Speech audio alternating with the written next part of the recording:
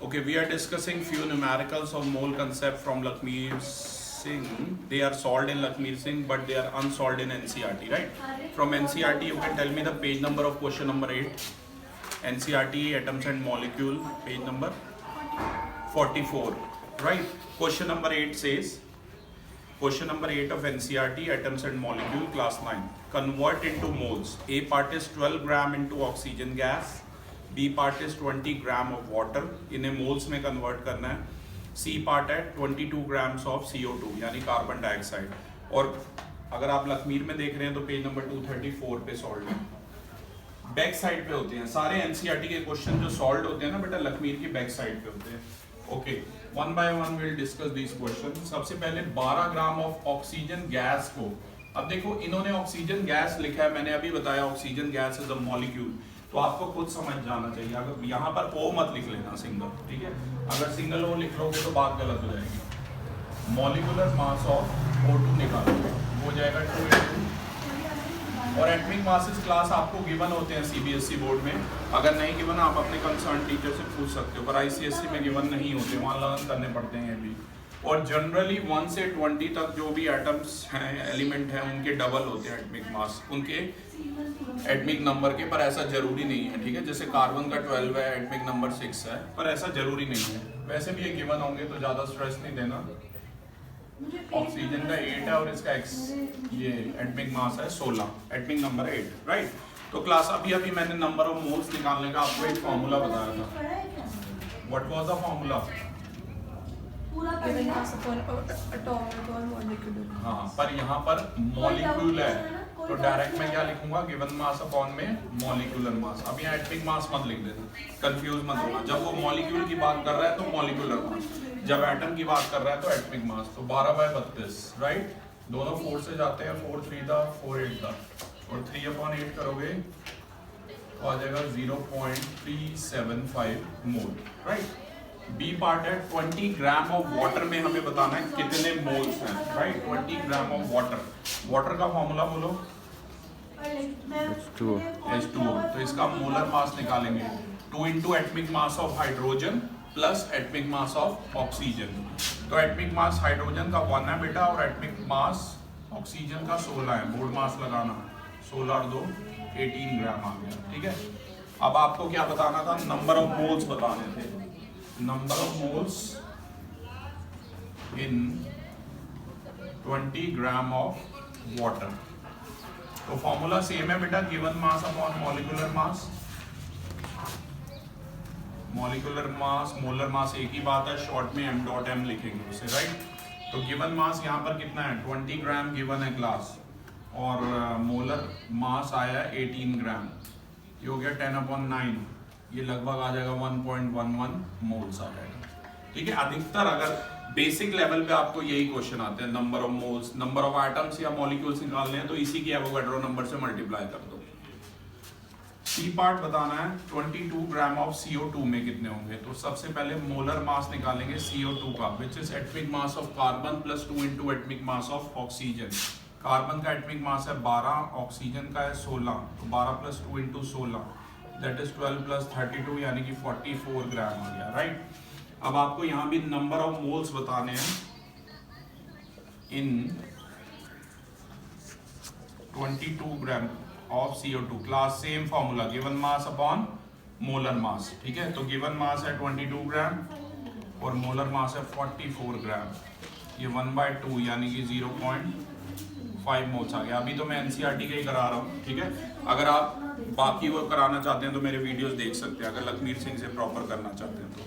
Question number 9 again from NCERT says what is the mass of A part? 0.2 mole of oxygen atoms, B part 0.5 mole of water molecules, right? Okay class, इसके लिए अब मैं unitary method use करूंगा. 0.2 mole of oxygen atom. आप मुझे बताइए mass of 1 mole of oxygen atom. 1 mole oxygen atom का मास बताइए क्लास. 16 ग्राम, ठीक है? 1 मोल का एटमिक मास जो हो गया 16 ग्राम. तो यहाँ पर पूछा है 0.2 मोल ऑफ ऑक्सीजन एटम का मास पूछा है, तो 0.2 इंटू 16 3.2 ग्राम हो गया, राइट? बी पार्ट देखिए, mass of 0.5 moles of water molecules. तो बताइए mass of Avogadro number water molecule का 18 ग्राम होता है, आपको पता। 1 mole of mass of 1 mole of water molecule,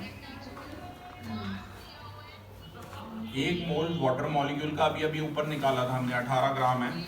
तो इन्होंने पूछा है 0.5 मोल ऑफ वाटर मॉलिक्यूल का हो जाएगा 0.5 इंटू 18 5 द 90, ये पॉइंटेड आगे 10 लगा लो, 9 आ जाएगा, right, 9 gram, right. This was question number 9 for you. अगला देखो, डिफरेंट है। Calculate the number of molecules of sulphur. Sulphur अब ऑक्टाएटमिक होता है, एसिड होता है। Calculate the number of molecules of sulphur present in 16 gram of sulphur, ठीक है, 16 ग्राम ऑफ सॉलिड सल्फर। तो क्लास सबसे पहले तो आप मोलर मास निकालोगे सल्फर का, सल्फर के मॉलिक्यूल का। सल्फर का जो मॉलिक्यूल है उसका फॉर्मूला है 8, ठीक है। तो इसका मोलर मास हो जाएगा 8 into atomic mass of sulphur, और एटमिक मास सल्फर का होता है 32। तो यानी कि मॉलिक्यूलर मास सल्फर का कितना हो जाएगा 256 ग्राम। अब बेटा नंबर ऑफ मॉलिक्यूल इन्होंने यूनिटरी मेथड से किया, पर मैंने आपको नंबर ऑफ मॉलिक्यूल्स कैलकुलेट करने का क्या फॉर्मूला बताया था, बोलिए। Given mass upon atom. Atom नहीं, यहाँ मॉलिक्यूल होगा बेटा, ये खुद चेंज कर दिया करो, ठीक है। गिवन मास अपॉन में molecular mass into Avogadro number of atoms, ठीक है। तो गिवन मास यहाँ पर कितने ग्राम में निकालने हैं, 16 ग्राम ऑफ सॉलिड सल्फर में, तो ये 16 आ गया। मॉलिक्यूलर मास है 256, एवोगैड्रो नंबर होता है 6.022 इंटू 10 की पावर 23। ग्राम से ग्राम कट करो, ये 16 1 दा 9 6 16 6 दा, we are left with 6.022 upon 16, ठीक है। अगर आप और भी कट कर सकते हैं, 2 8 दा 3.011। अगर आप इसे डिवाइड करेंगे ना तो आपका आ जाएगा 0.83 दा 24, ये आ जाएगा 0.376 इंटू 10 की पावर 23 आ जाएगा। राउंड ऑफ करो बेटा, 3.76 मतलब स्टैंडर्ड फॉर्म में कन्वर्ट करो, 10 की पावर 22 मॉलिक्यूल्स आ जाएंगे, right.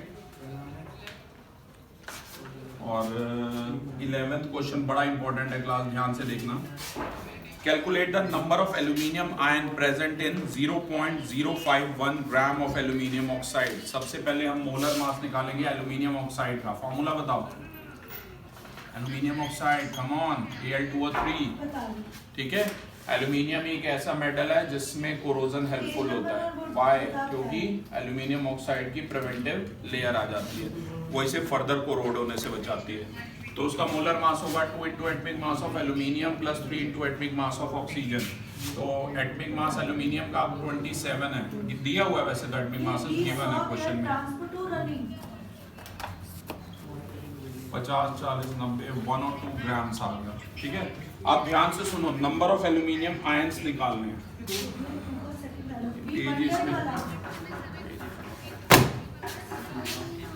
Number of aluminium ions निकालने हैं। अच्छा, नंबर ऑफ एल्यूमिनियम आयंस निकालने क्लास, फॉर्मूला है गिवन मास अपॉन में, इसका मतलब होता है एपरेटस होता है समान, गिवन मास अपॉन में मोलर मास, ठीक है। मैं डायरेक्ट निकालूंगा, नंबर ऑफ एल्यूमिनियम आयंस निकालने हैं। वो अपनी फिंगर से एपरेटस, एल्यूमिनियम आयन का मतलब है Al3। अब बेटा यहाँ 2 से क्यों मल्टीप्लाई किया, क्योंकि Al2 है इसलिए 2 से मल्टीप्लाई किया, ठीक है।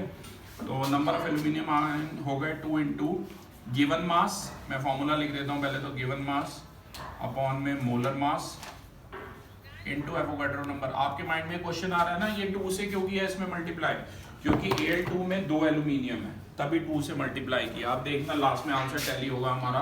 बहुत इंपॉर्टेंट क्वेश्चन है, बच्चे पूरा कर देते हैं, बस ये 2 से मल्टीप्लाई करना भूल जाते हैं, तो 2 से जरूर करना है। अगर ऑक्सीजन का बोला होता, ऑक्सीजन के आयंस बोले होते तो 3 से करते, क्योंकि यहाँ O3 है, ये ध्यान रखना है क्लास। गिवन मास है यहाँ पर कितना, गिवन मास कितना था, 0.051 ग्राम्स था, तो ये हो गया 0.051। मोलर मास आया 1 और 2, एवोगैड्रो नंबर 6.022 इंटू 10 की पावर 23। कैलकुलेशन देखो, यहाँ पॉइंट हटाएगा नीचे 1000 आएगा, 1000 यानी 10 की पावर 3 आएगा। 51 1 दा 51 2 दा 2 1, तो आंसर आ गया 6.022। ये 10 की पावर 3 ऊपर जाएगा माइनस हो जाएगा, 10 की पावर 20 आ गया, राइट। आप देख सकते हैं direct answer. So class this was about the numericals of mole concept. Mole concept के कुछ न्यूमेरिकल्स हैं जो एनसीईआरटी से हैं, लेकिन अगर आप बहुत डिटेल में मोल कंसेप्ट करना चाहते हैं तो प्लीज वीडियोस देखिए लखमीर सिंह के जो मैंने बनवाए। Thank you.